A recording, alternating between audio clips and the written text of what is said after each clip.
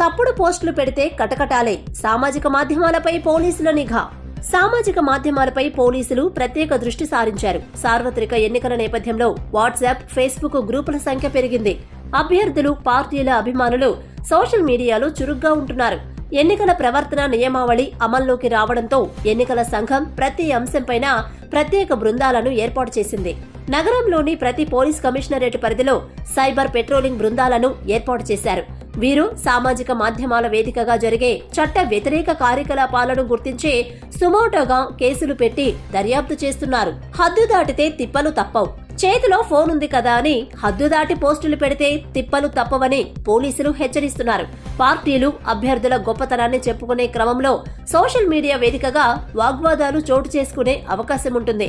ప్రత్యర్థులను కించపరిచేలా వ్యక్తిగత దూషణలు, రెచ్చగొట్టేలా వాయిస్ మెసేజ్లు, ఫోటోల మార్ఫింగ్, వాస్తవ విరుద్ధ ఇతర అసభ్యకర పోస్టులు పెట్టిన వారికి మద్దతిస్తూ కామెంట్లు చేసిన వారిపై అడ్మిన్పై కేసులు పెడుతున్నారు. సోషల్ మీడియా గ్రూపుల ద్వారా ఓటర్లను ప్రలోభాలకు గురిచేసే తాయిలాల పంపిణీపై నిఘా ఉంచారు. ఎన్నికల ప్రవర్తన నియమావళి ఉల్లంఘనకు పాల్పడే వారిపై ఐటీ చట్టం, ఐపీసీలోని వివిధ సెక్షన్ల కింద కేసులు నమోదు చేస్తారు.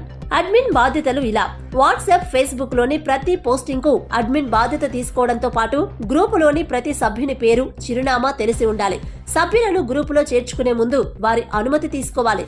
నిబంధనలకు విరుద్ధంగా పోస్టింగులు పెట్టే సభ్యులను తొలగించి స్థానిక పోలీసులకు తెలియజేయాలి.